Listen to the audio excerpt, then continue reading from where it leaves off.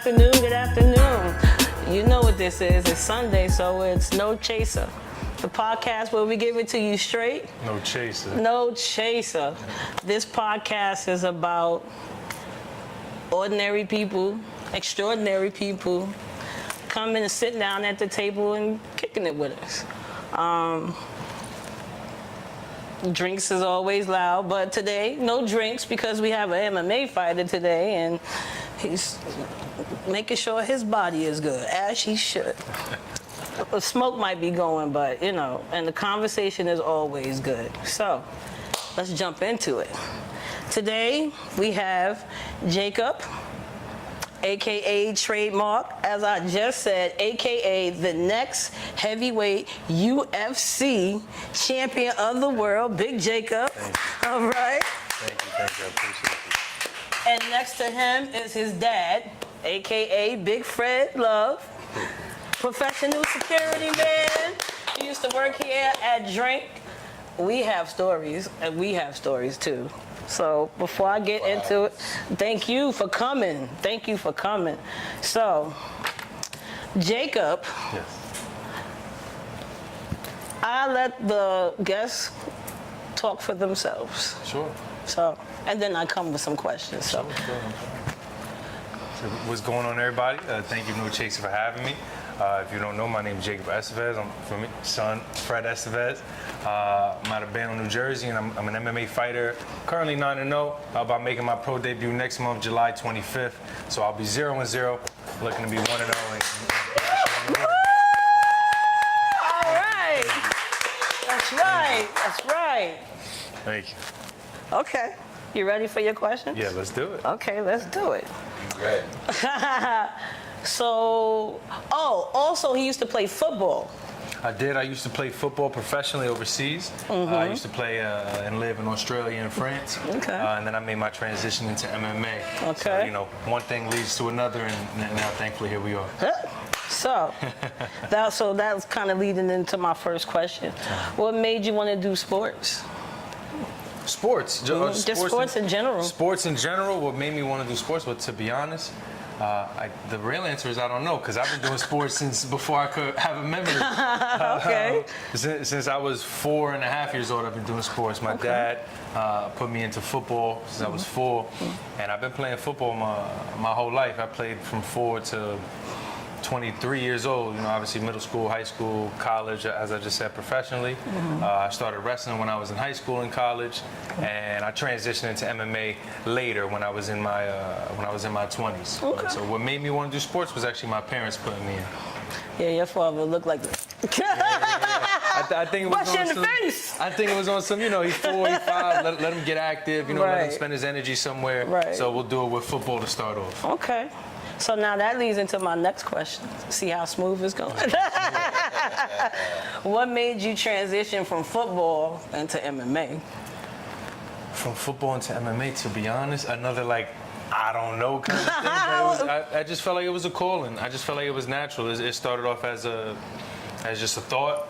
I couldn't even tell you from where. From if I had seen a particular fight, to even like the UFC video games of it, to seeing the press conferences. I always thought the UFC and fighting and MMA was cool. Okay. I had my dreams of going to the NFL first and foremost, but eventually just from, maybe it'd be cool if I boxed a little bit in the off season, you know, just to keep my health up. Maybe it'd be cool if such and such, maybe I'd go see a fight, whatever. And it went from a thought to an idea to a feeling to, like I said, a calling, where I just knew when I had returned to America in 2023, from France. I was actually healing up an injury. I had a little bit of an injury. And in the time that I just had in between physical therapy and staying home, the calling just grew, and I said, you know what, I think I'm going to do something drastic. I think I'm going to retire from football and pursue MMA. Okay. So, to be honest, yeah, that was it. We're going to get into these belts after I finish these questions, because I'm interested to know the origin of all of these belts. Sure. How many you have there? I have 5 belts. So 5 belts. One, it represents each fight that I had. So 5 title fights. Okay. Before you get into it, hold on. Tell me. Hold on, before you get into it. If you go on the page, there's a picture with you and I don't remember what belt it was. Oh, that would have. I had like Can a you? green Yeah, shirt. no. It was you were actually sitting in the ring and you had the belt on your arm like this. Yeah. And I called your dad and I said, I wonder what he was thinking when he had that belt on. So I told him I was gonna ask you that question when I saw you, and his response was, "Heavy is the man that wears the crown."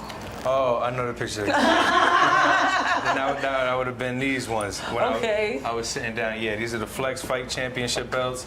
These are the Extreme Fighting Championship belts. Okay. I actually fought. That's nearby, right in Jamaica, Queens. That's where I Okay. fought.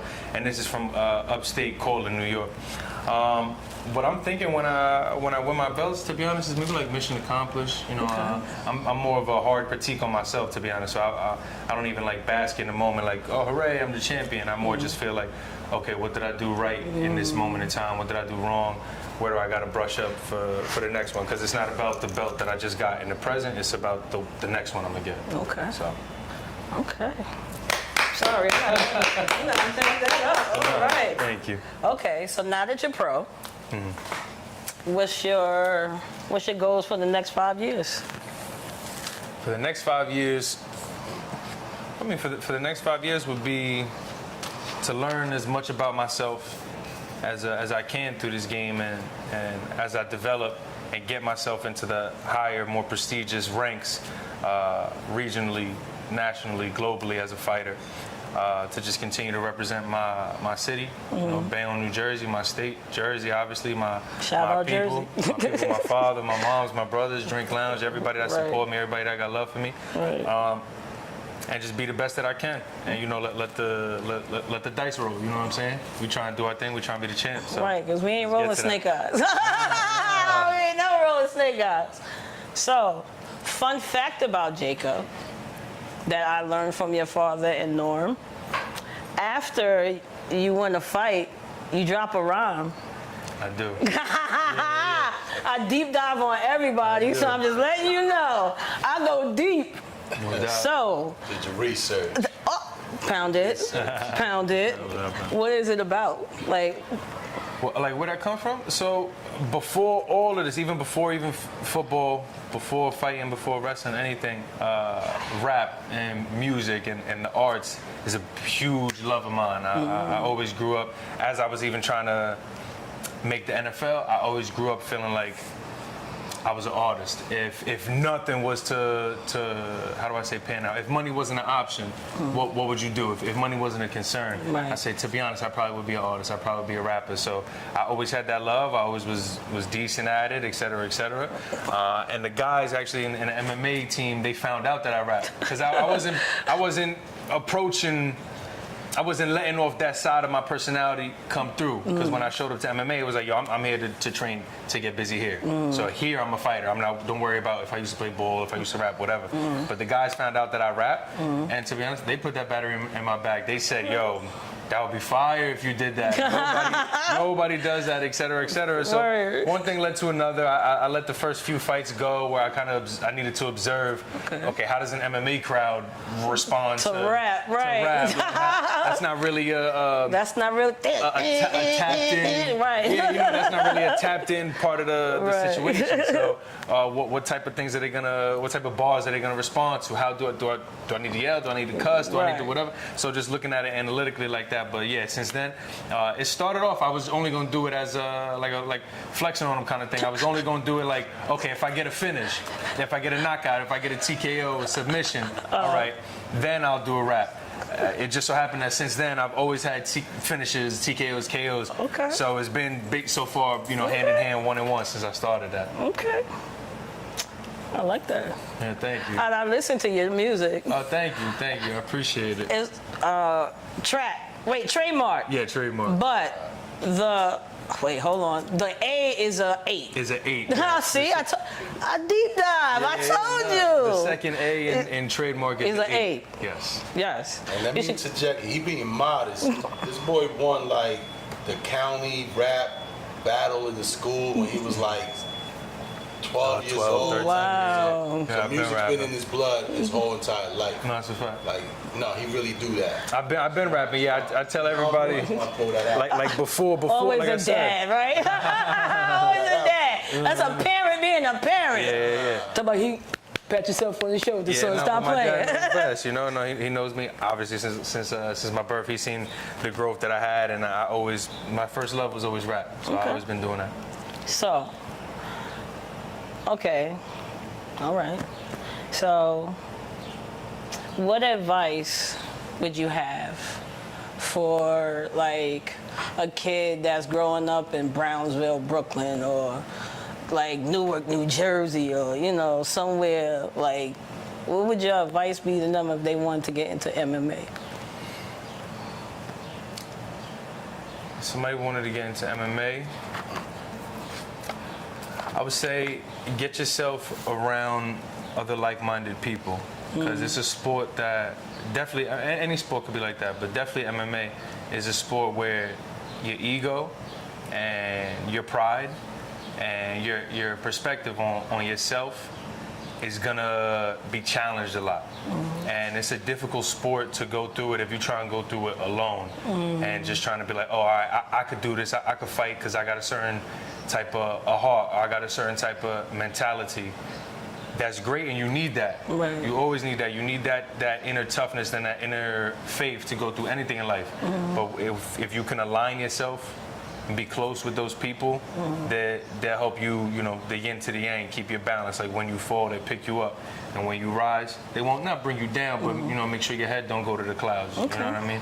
So I would say get with that gym, find those people and lock in, because it is a grind. You never know. We could win one fight and great, we get 1 million views. Oh, we in the UFC tomorrow. We could have one fight and oh dang, not too many people saw it. We got it. Back on the road. So although that it's a sport, it's almost like it's an entrepreneurship. You know what I'm saying? You are the product, so you gotta know how to be amongst the people and sell yourself. Okay. Well, this ends the Jacob part of the podcast. Now we're gonna hop on over to his pops. Oh, wait, hold on. Tell me. We're supposed to talk about the belts. Tell me. This is from New York. Yeah, so these are all from New York. Okay. So these two right here, ECF is for Extreme Cage Fighting. That's Okay. for the promotion that's mainly out of Jamaica, Queens. Okay. This is Flex Fight Series. This promotion is usually based out of Long Island, New York, but they do have shows. I actually won one of these in Manhattan. Okay. And this promotion, Gladius Fights, is in Cortland, New York. So way up, say, like past Syracuse and Albany. Okay. These were 5 fights. I had obviously 5 title fights to do my thing to cement myself as the #1 ranked amateur heavyweight in the USA. So just, I believe this one was actually my very first one. Okay. So all of these definitely hold a special meaning to me. Okay.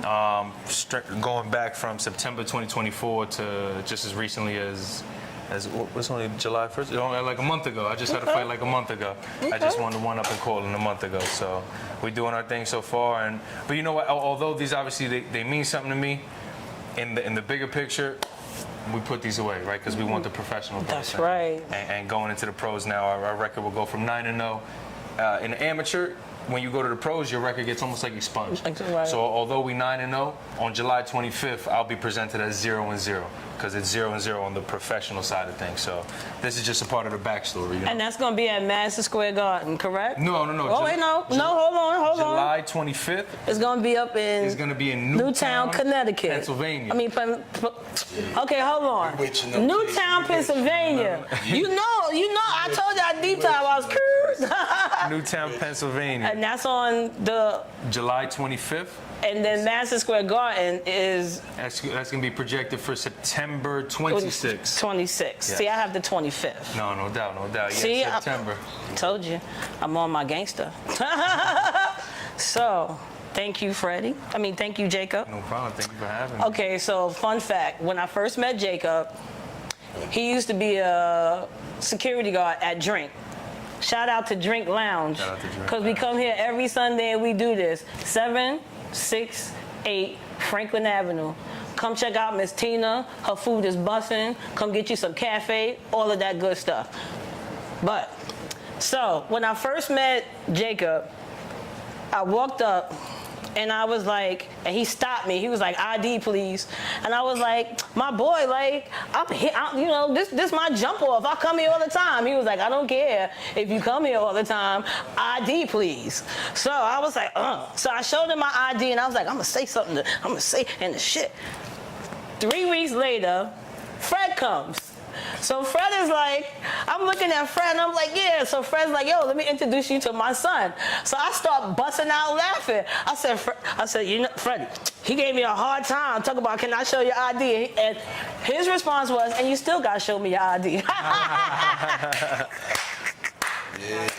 And that's how me and Jacob met. And we were sailing ever since. Yeah, I'm trying to do my job properly. You know right, what I'm always. He is the perfect gentleman. Thank you. And I love Jacob. I love you too. So we're gonna move on to your dad, the Spitfire of the group. Big Fred Love. Yes. If you don't know Fred, Fred used to do security here. I'm sorry, I can't stop laughing. There's some meaning behind those lines. Yeah, I saw some videos 2 weeks ago. I was like, oh, okay, you was about that life. Okay, so leading up into my first question, what made you get into security? Man, what made me get into security? I mean, shout out to Big D. Shout out to Big D. I had a friend who used to do security for me. I come from a different world, the music world. He used to be our security when I DJ'd and went around the world. And one time he gave me a phone call years later. And I need someone, I'm one man down. And I still remember the phone call. I told him no 3 times. Like, forget that. What? No way. But you know what you do for friends. And he asked and asked, and I decided to do it, and the rest is history. So that's what got me into it. Thank you. I did it for a friend. Again, shout out to Big D, Bayonne. I did it that one night, and here we are 18 years later. Oh, okay. Yeah. Okay, so there's a video out. Knicks final, Madison Square Garden. There's a video out, and my boy Fred had a client. If you go on No Chaser, if you go on the channel, No Chaser is on YouTube. If you go on there, Freddie is there watching this guy. He has on a Spurs jersey. And all you see is Fred, like, so leading into this question, what was your most difficult client? Man, most difficult client. I mean, that client that you're speaking about wasn't difficult, but the situation that It was he put me in difficult, right. So I just put it like that. That actually is very recent. That was game 3 of the Knicks and Spurs finals. The actual only game that the Knicks lose, and my client, which happened to be a very, very successful streamer, you know, shout out to Canel Joseph. He actually decides to put a Spurs jersey on outside the garden, and that became a difficult situation. Could you imagine trying to stop 50,000? No, I cannot. You know, upset Knicks fans because they just lost. So that was a difficult situation. But you know, we've had difficult clients. You know. Now let me boost my data. Thank you. That's right. He That's being humble with it. Right. That's when they was running around like, oh, there he go in a Spurs jersey. Come, give me that. Right. And they was taking the Spurs jerseys off of people. My dad has, and it was a group. It was him and his friends, right? It was the Canel Joseph streamer and his group of 3 or 4 other individuals that all had Spurs jerseys on. That was walking around parading like, I dare you to come take it off of me. I got security with me, and the security was my dad, and it didn't go like that for none of the people. They wasn't ready. No. My dad and the clientele did not end up on none of them videos of come get it off. So he being humble, but that definitely was a crazy night. We spoke about that the next day. I said, you was out there? Why? I seen some of the streams, some of the video. I said, nah, Dad, that's crazy. That's crazy. And it's kind of weird too, in a way, to see like, that's my dad on the stream. Like, you know, the Twitch and Kick a live stream crowd is more younger crowd for me and even my younger brothers. So to see my dad, and they don't know it's my dad, but it's a crazy world, you know. It's 2026. When I saw that video, I was like, damn, Freddie that sounds about right. So, What are some of the clients that you work with, Fred? Hey, I mean, listen, we've been in this business a long time. Tons of clients. I mean, obviously, you know, we did personal security for a lot of it, but, you know, we could go down the line. Most recently, you know, a lot of Brooklyn cats, Fabio Foreign, Right, it's on the page. Sleepy Hollow, On the page. you know, Canel Joseph. Yeah. You know, we go back. We've done shows doing security for the Locks, for Naughty by Nature, Okay. KRS-One. So we go back and forth, but tons of celebrities did security for them. Sometimes we did security for a lot of jewelers downtown who actually eventually blew up. Now you see them all on TikTok. I used to do security for them, making sure that when they transported the diamonds and all of that, they were safe. Okay. So we've been around. Heavy that wears the crown. Yeah, we've been. Heavy that wears the crown. So, on a better note, what was the proudest moment you had with your son, with Jacob? Man, wow. You know, to be honest with you, as a father, you can only wish. You can only wish that your son would be what my son has become. You know, because, you know, we don't talk about it that much, but to try to raise a minority kid Yeah. and keep him out of trouble, Yeah. you know what I mean? Keep him, you know, felonies out the way, kids out the way, you know what I mean? All of that type of stuff. Yeah. So they can focus. That's not easy. And we've had many proud moments, but this is one of the proudest moments. He just became pro. We talked about the belts, but just want to remind the whole audience out there that he was the #1 heavyweight in the entire United States. These belts represent the actual belt winning. His 9-0 record was not just a 9-0 record. He worked for it. He has 7 TKOs. That means they were Wow. stopped, no chaser. You know what that means? You gave it to him straight, no chaser. No chaser. You gave him a roundhouse kick and he heard it. That's what it means. So I'm so many proud moments. Right. This is definitely an extreme proud moment. He's now a professional Yes. MMA fighter. He's gonna make his debut, like he said, July 25th. New MPA. Everybody, please come check it out. Okay. So, every podcast, I get this beer, and it's called Gangsta Duck. Mr. Gangsta Duck owner, whoever you are, you out there, holla at your girl, son, because every day, like, every Sunday, every other Sunday, I'm on the duck. Okay. But that being said, now, we're going to get into the meat and potatoes. All right, so here at No Chaser, we have 2 questions that the guests have to answer. I'm not gonna ask Jacob 1 question because, as you know, he's not doing that because he's not doing that, and I wouldn't put him on the spot like that. Pound it. Okay. So, but you do have this question. Sure. Jacob, what was your worst drunk story, Jacob? Hit it. Go. My worst drunk story, that's easy because I don't even drink a lot. So my worst drunk story would have been the night of my baby shower. It would have been my baby shower, which would have been last year. And ironically, although it's the worst drunk story, is the best drunk story because I had a great time. That's what I'm talking about. I had a great That's time. it. It's just one of those, you know, It was a trifecta. yeah. One of those fairly, you know, cut and dry stories. You just, Right. you know, I wasn't denying no shots. I wasn't that. So imagine for somebody who don't even drink. I just knew. I told myself, listen, this is my baby shower. So any drink that get offered to me, I'm gonna say yes. Right. I'm gonna accept it. It's a celebration. So from mixing liquors with different brands, with different beers, prolong over the whole night. Phenomenal time though. We ended up going on a boat party. Okay.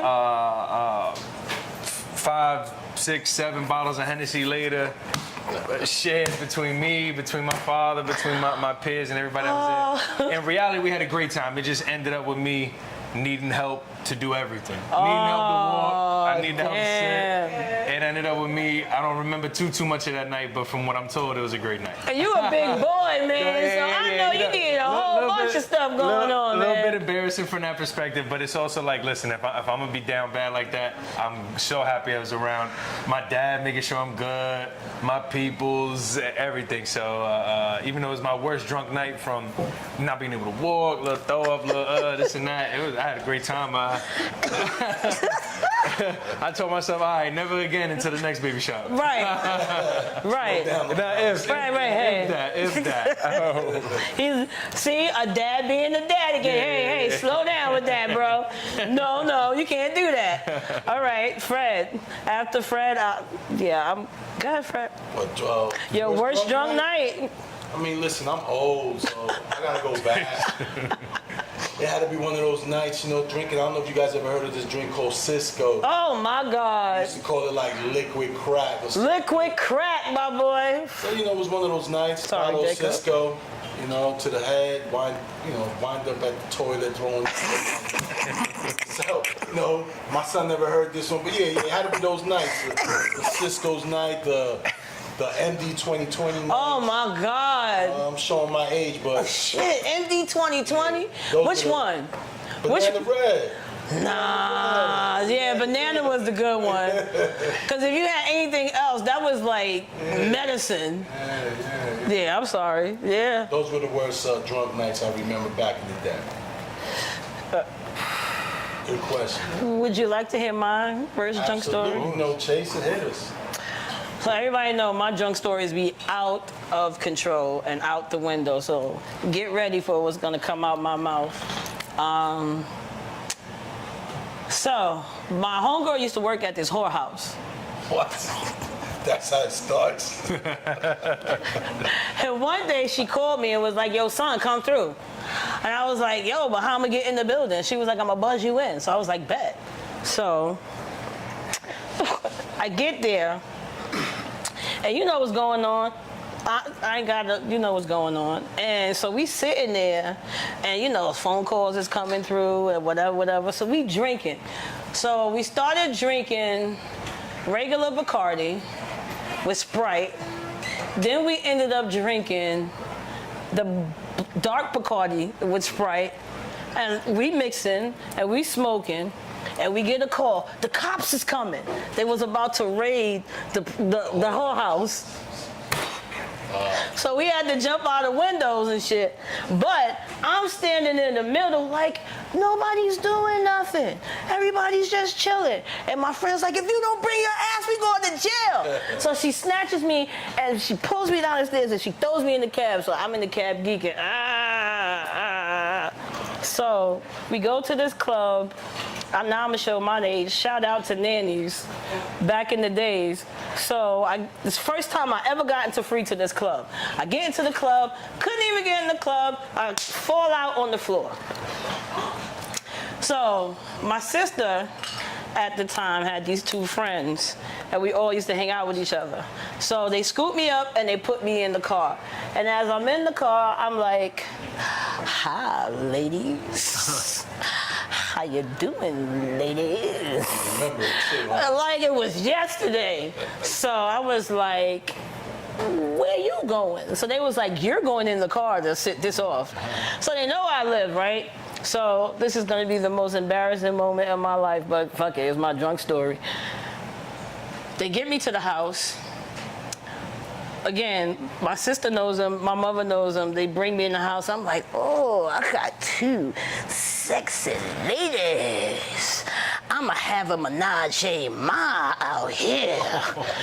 And they was like, a what? I said, we gonna have a menage a ma. They was like, what is a menage a ma? I said, what we about to have. I got throw up everywhere, and so they take the shirt off, and I'm like, yeah, let's get started, ladies. And they throw me on the bed, and I pass out. There goes it. Nah, the fucked up part about this whole story is for 6 months in the community, I was known as Menage a Ma. Yes, so that was my worst drunk story. Yeah, it was pretty bad. Jacob doesn't indulge in Jesus' lettuce. and the stickiest of the ickies. So I'm gonna ask his dad.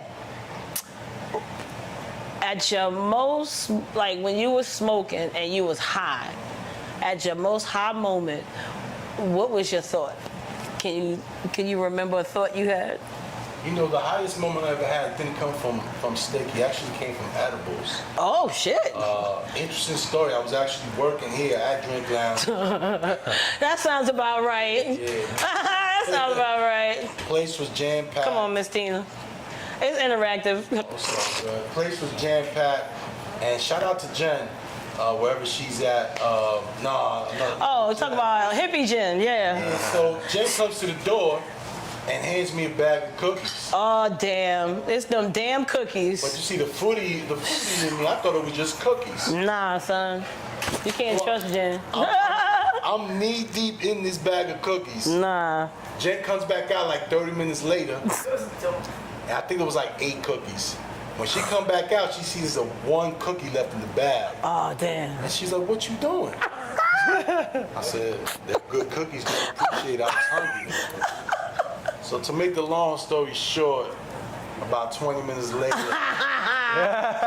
I'm up against the wall, and I'm begging my other guy that was working with me, security, shout out to Big Rich.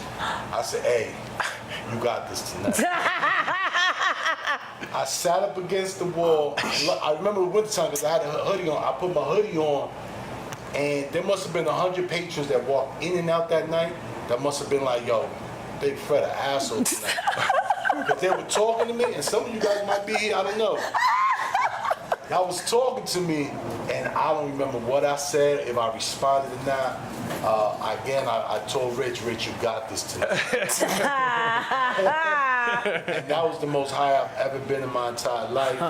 I was just like, God protect me, because I couldn't do nothing. Yeah, 7 of them cookies? 7 cookies in like 7 minutes. And her edibles be slapping. I ain't gonna hold you. Shout out to Jen from Brooklyn and Franklin. They be slapping. They definitely be slapping.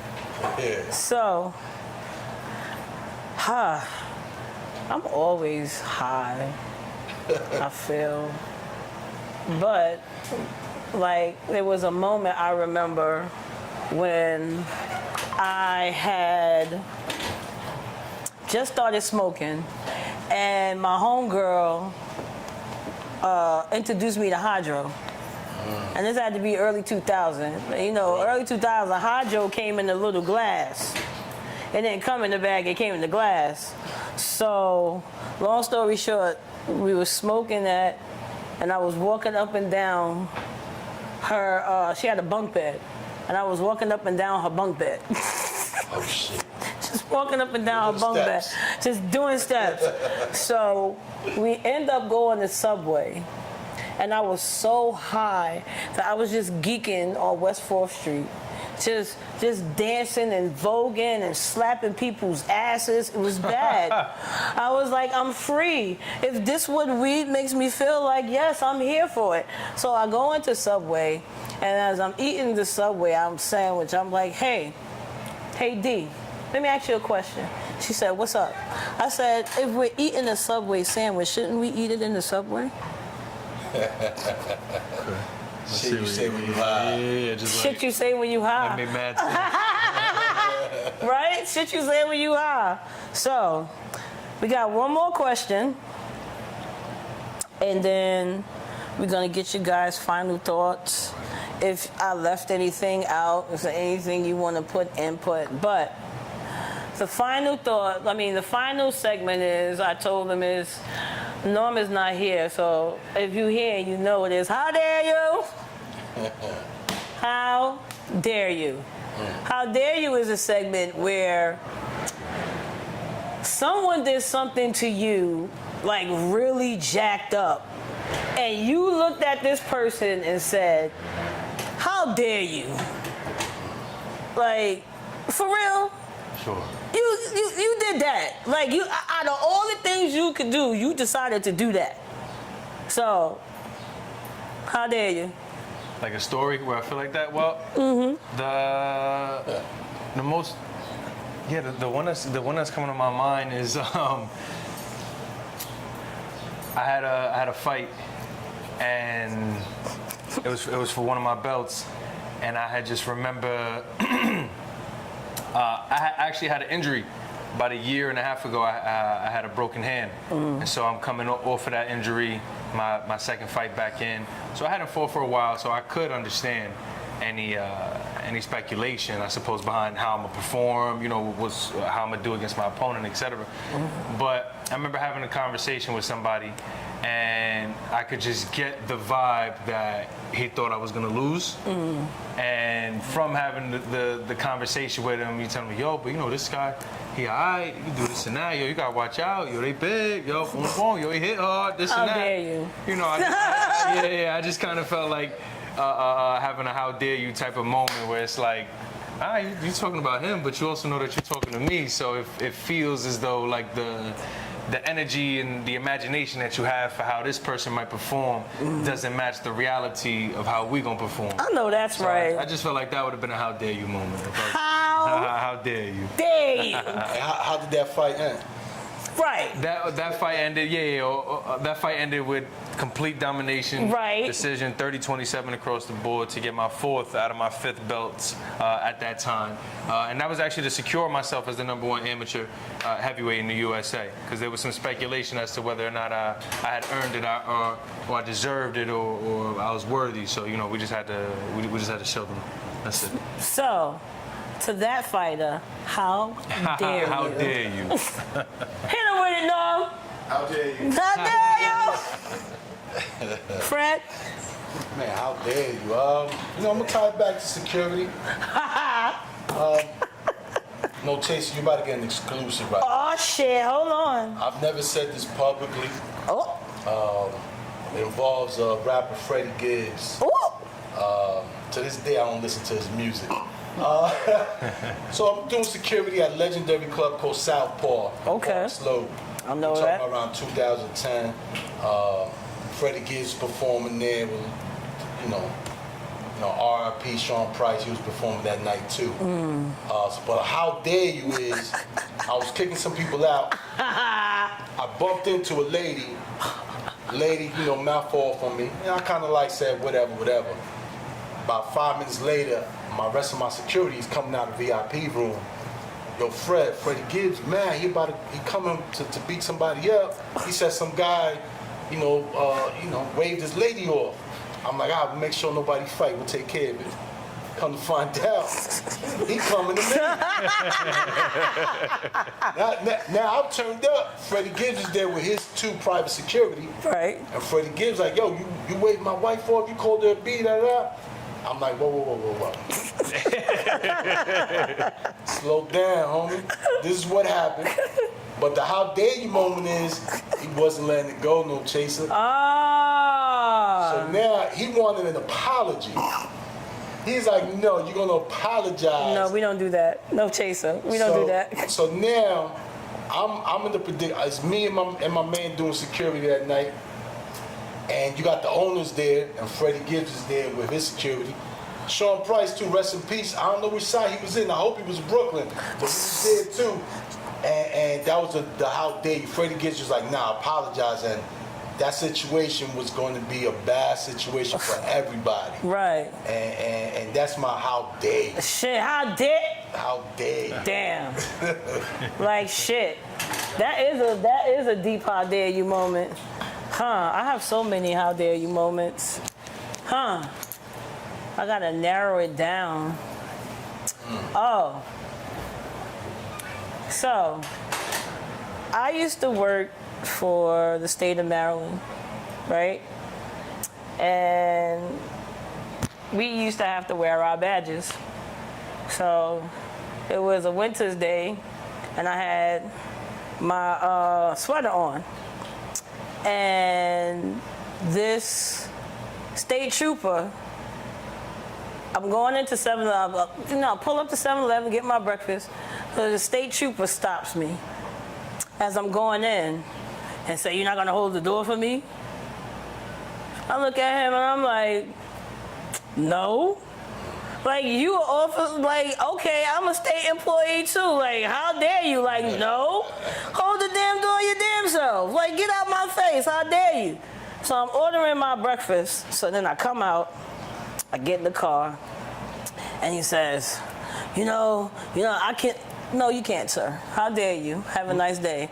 I get in my car, I turn it on, and I go to work. How dare you? Like, what? How dare you? So yeah, like people test you. People test you, you know, and I feel like because I'm a female, sometimes people feel like they can test me. And I was raised by wolves. You in Brooklyn, baby. I tatted on my arm. Tatted on my arm. So, this is the end of the segment, the end of the podcast, where I asked my guests to give a profound moment and what you would say to the younger generation growing up right now. What I would say to the younger generation right now, I would say to the younger generation that, listen, although like life is short, it's also not. Like, you know, I didn't decide to start pursuing MMA until only 2 years ago. And at the same time that feels like a world ago. Like, my life was so different 2 years ago. I was living overseas, you know, so I just moved overseas, battling injuries, obviously living in a different place, having different people involved in your life. They make you think differently. Although that was only a short 2 years ago, or forgive me, I should say it like this. Although it was a world ago, it was only just 2 years ago, right. You know? So your life could completely change in 2 years, in 1 year, in 6 months, in 30 days, you know, anything like that. So although people feel, especially with the internet and with social media and everything is so, you know, immediate gratification, everything is fast and it happens now, you got a lot more time than you might feel like you do, than you might think you do. So don't play around with any of the time that's allotted to you, because you know we're all born on borrowed time, you know. So especially while you're in your youth, you know, do the things while you can. I'm in my youth right now, but I recognize that as I'm getting older, like, oh, okay, you know, even MMA isn't going to be able to be here forever, you know. So before I move on to the next chapter of my life, I'm enjoying the page that I'm on right now, you know. Nice. Say that. Good answer, good answer. I'm gonna piggyback on what Jacob said. Just go for your dreams. I would tell the youth, go for your dreams, right? Stay focused, go for your dreams. Because us, as we get older, you know, things get involved and things complicate stuff. So when you're in your youth, it's the time you got to go for your dreams. That's what I would tell you, just go for it. Whatever you want to be, go for it. Well, I've been working with kids like for forever. So I teach them, don't be a statistic. That's right. That's it. Don't be a statistic. Be above that, and don't feel like you have to fit into somebody's box. If you want to DJ, go DJ. Make it your craft. I'm proud of you for making it your craft. I respect you for making it your craft. That's what it's about. Like, you get something, you stick to it. I start, like, if I put my mind to doing something, I do it. I have a childlike mentality. I'm funny, you know, and sometimes kids don't laugh because they don't have nothing to laugh about. Sometimes, you know, we gotta give these kids something to laugh about, something to be happy about, you know. So I would tell a kid, be happy. Inspired to do big things with your life, because that's what it's about. And that's straight. No chaser. No chaser. So, I want to thank Big Jacob. Thank you for having me. Oh my God, give me a hug. Come on, bring it up. Thank you for having us. We appreciate you. Fred. You already know. You already, like, this is my family right here. Like, No chase. well, la familia. Right. So I normally end off with my final thought. Today, my final thought is don't stop. When life throws you lemons, you suck on them shits. Serious. Suck on them lemons. See what it tastes like. Understand what it feels like. And then when you put it in your drink, it's gonna taste so much better. Let peace always be a blessing to you. No chaser. We out.